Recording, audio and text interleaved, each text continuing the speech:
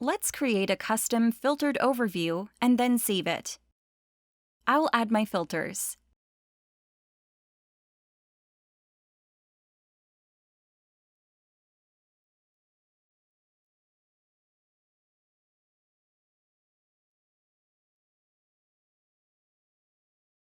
OK. Now, to save this filtered overview for future reference, you click the floppy disk icon over here.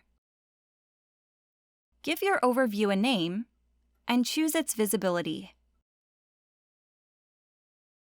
Then click Save.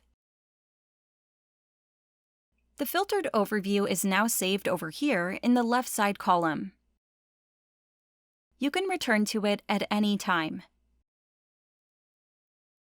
To remove the filtered overview, select it and click the trash bin icon.